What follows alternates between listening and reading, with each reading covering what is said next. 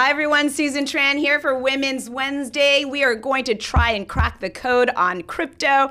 And fortunately, I have some guests with me to help us out. We have Tima Newton, DMV Women and Bitcoin with us. We also have Bhavna Patel, Bitcoin District Initiative. And ladies, thanks for being here. I have to tell you, it is this foreign subject. I feel like I've arrived on a new planet. And welcome. There is Bitcoin, there's cryptocurrency. Yes. I've tried to understand it. And why don't we just jump in with a starter? What is cryptocurrency? What is Bitcoin? Who wants to start? Well, we hope to help demystify it a little bit. And I think we'd start by saying that we're also still learning. It's a kind of a lifelong journey once you get on this train, to understand what Bitcoin is versus what cryptocurrency is and so forth. But I think I can give my explanation and before Tima gives hers. But essentially, cryptocurrency is kind of a broad term that describes all the different so-called tokens that exist on the blockchain. The blockchain is the decentralized kind of Web3. That's, a kind of the new technology in this world that goes beyond the traditional Web 2, like the internet as we knew it operated on Web 2. And all of these cryptocurrencies operate on Web 3, a decentralized blockchain that operates on these computers all over the world, nodes that are not owned by any one entity. So they're decentralized. Can I just stop you right there? You were saying like 5 things that I don't quite understand. Okay. But so let me back up. Just in its simplest form, it's not the money that we know. No. Yeah. So it's digital money on the Web3 on this new blockchain, and so cryptocurrencies is anything that exists on that blockchain, like Ethereum, Solana, all these other tokens people may have heard of. Bitcoin is one of them. One of those cryptocurrencies, but Bitcoin is very distinct also from any of those currency or basically cryptocurrency. So Bitcoin is what we think of as essentially the only sound money that exists. Is this in this future kind of digital, money system that's being created, and the reason that it's the only sound money versus the other cryptocurrencies is that there's a fixed supply. There are only ever going to be 21 million. Because the original code makes sure of that. So no entity can create any more than that. It's a fixed and limited supply.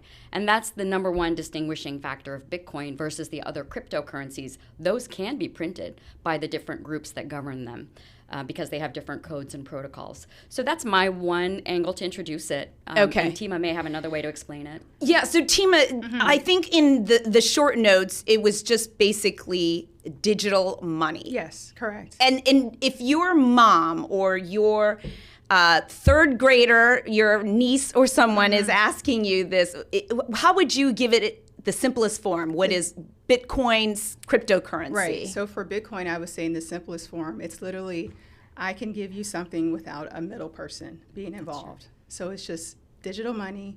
I can give you, just to say, for example, an apple. And normally if you go buy an apple from a store and you're using your bank card or you're using a credit card, there's a middleman involved in that process. But with Bitcoin, it's direct. It's peer-to-peer. There's no middleman. There's nobody involved with it. Now with other cryptocurrencies, you can essentially do similar actions. However, the reason why we're more pro-Bitcoin is just because it's not centralized. It's not governed by a middle person. And what you find is that in other cryptocurrencies, they're governed by people. There's a hierarchy, essentially what you want to say. And with Bitcoin, no one controls it, no one owns it. Okay, and so in its essence, it's some type of digital money. Correct.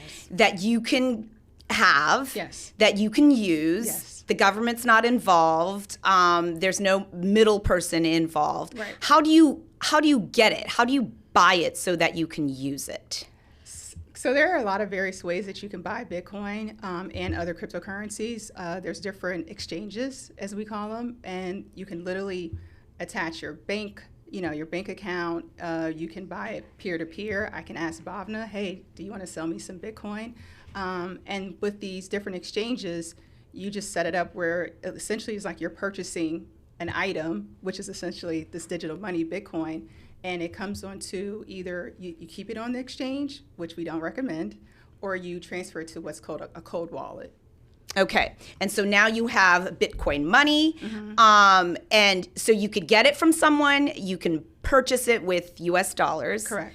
And then is there other way to access Bitcoin, Bhavna? Yeah, so, so you can, it's becoming easier and easier to buy it and hold it and transact in it because it's getting so much more widely adopted. So it used to be that you had to go to a very limited number of exchanges. The big ones that are known are things like Coinbase or Kraken or Binance. You go in and purchase it.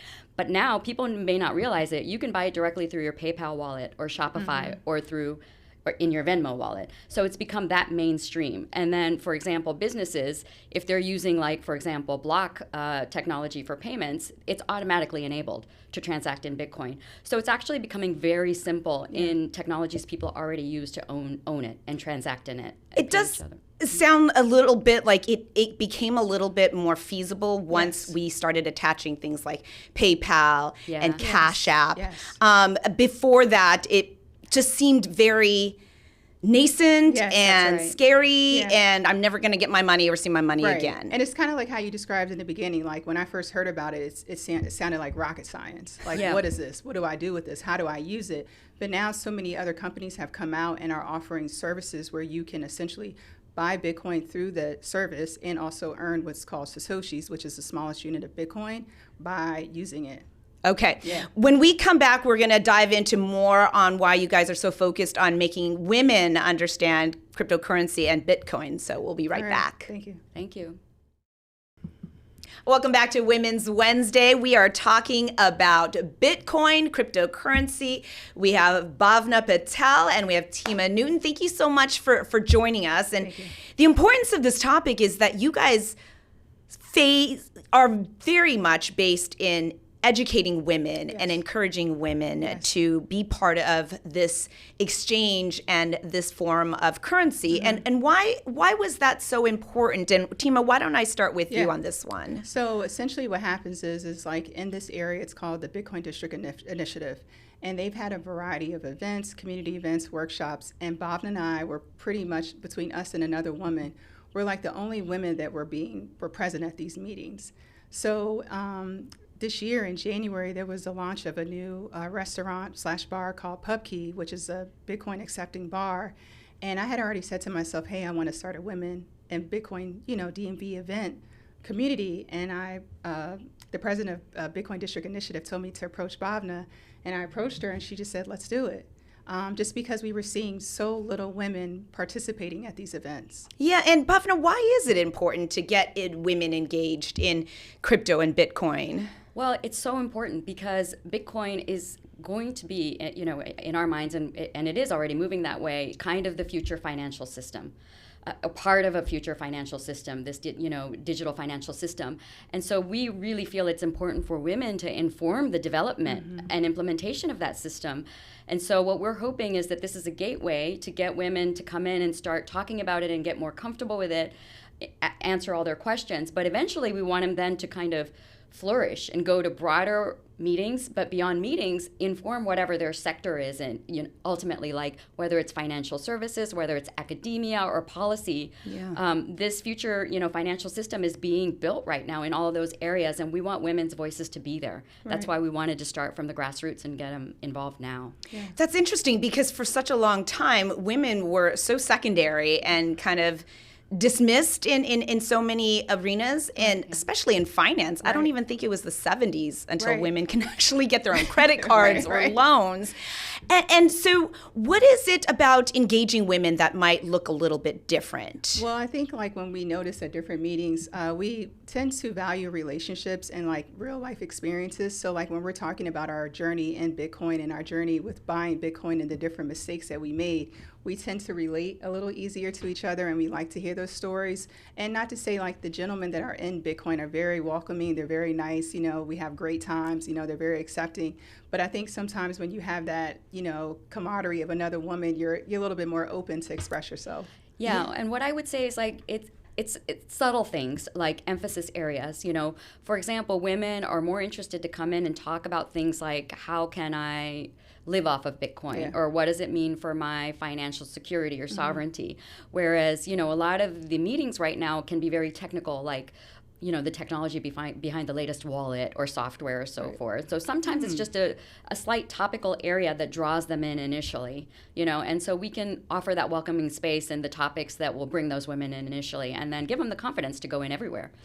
And Bitcoin and cryptocurrency itself could be incredibly liberating and for women, right? Like there is so much independence about what's being developed here. Can you talk a little bit about what that looks like, or what you envision crypto and Bitcoin being for women as an independent agency? Yeah, because the fact that it's no middleman, there's no intermediary with the process with Bitcoin. What does that mean? So essentially right now, Bitcoin, well, not right now, forever, Bitcoin you don't have to go through a bank. I don't have to ask the government, can I buy Bitcoin, right? You can just buy it on your own.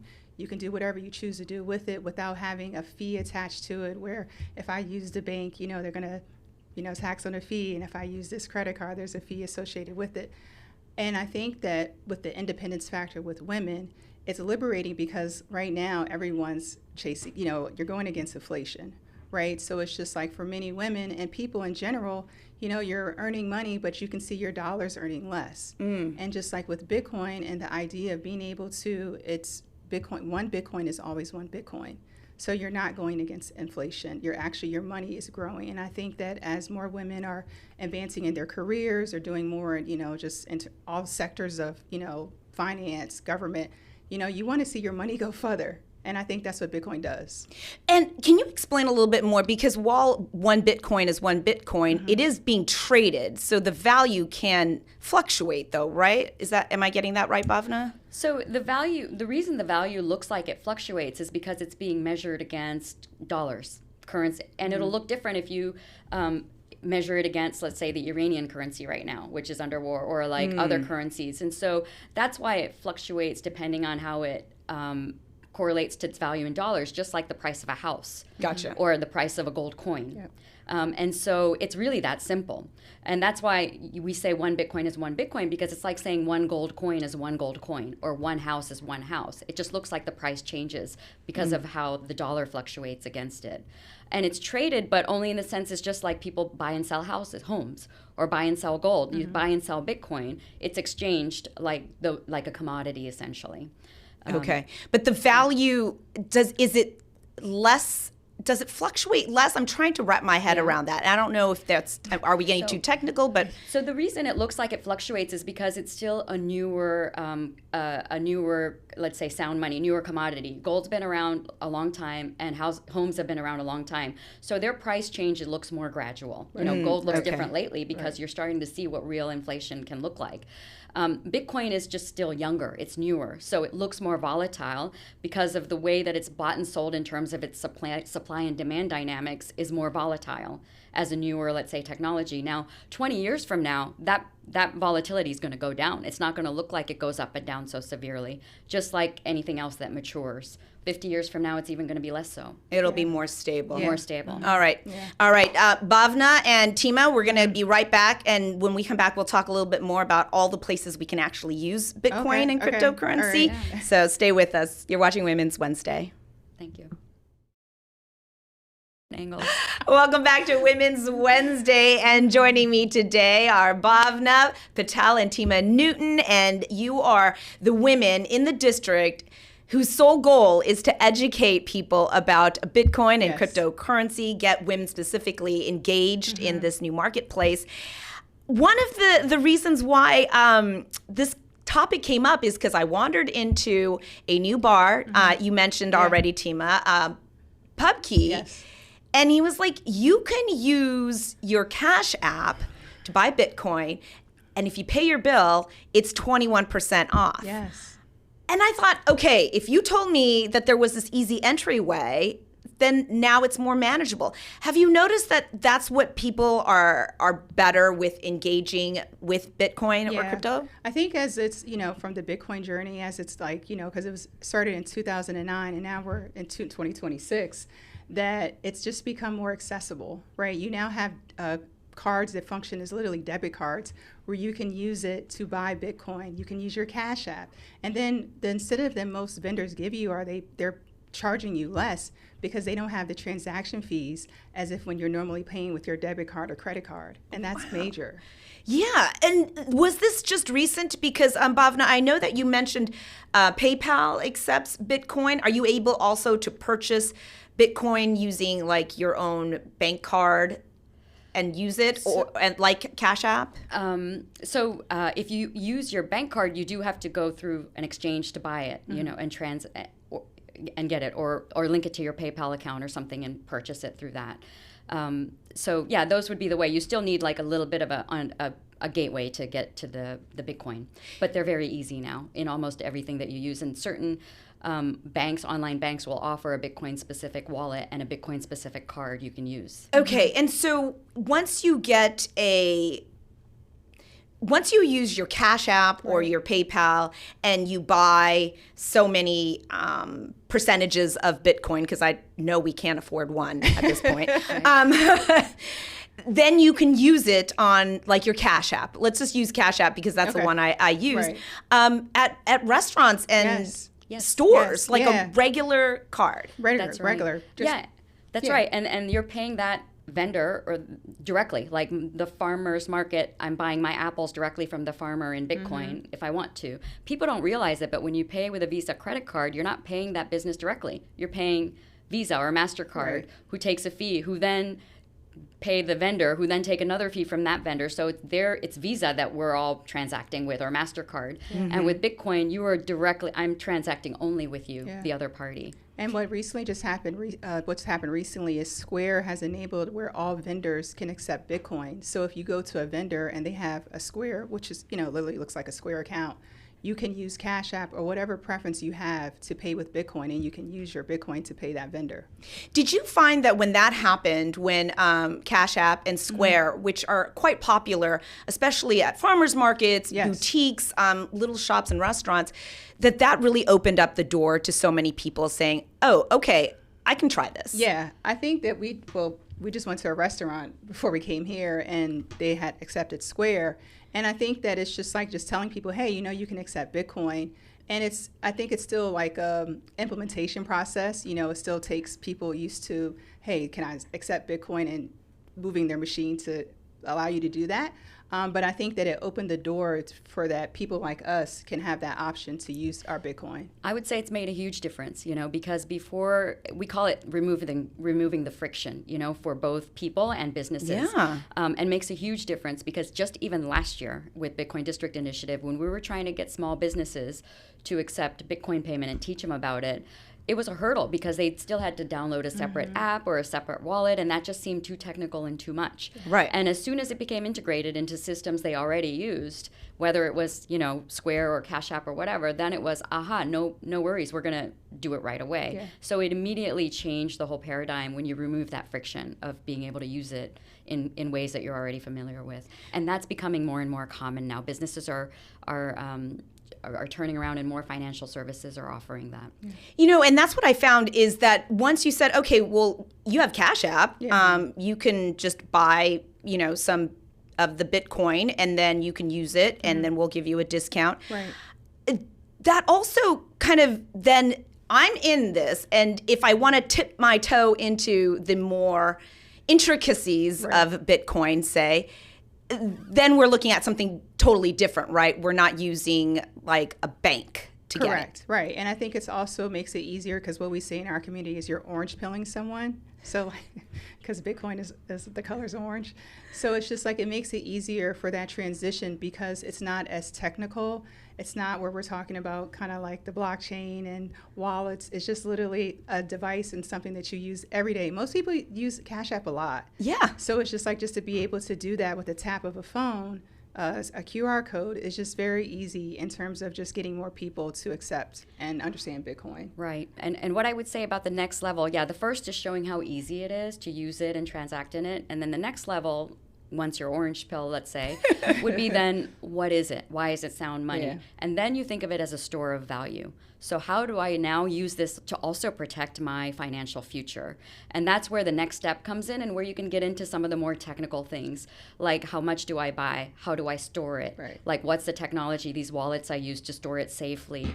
Or do I do it in an IRA or a retirement account? There are a lot of financial, services that offer it through that as a way to hold it. So that's kind of the next step once you dip your toe in, and that takes you in a lot of other directions as well. Yeah. That is a great segue for just saying you can try it. You could use these avenues that you're quite familiar with by, just having your phone and tapping. And then the next step, you'll go to more functions that you ladies are hosting. Yes. Get more information, and then Yes. find ways to kind of advance yourself. Move Yes. to level 2. Yeah, level 2. Yeah, because we our next event is actually May 19th. So it's just like we encourage women, come out, come speak with us. We try to make it very simple, very easy to use. Yeah. I think Bob and I are pretty approachable. All right, ladies. So Bhavna Patel, Tima Newton, thank you guys so much Thank for you. coming out. Thank you. All right, you're Thank watching you. Women's Wednesday. Have a good one.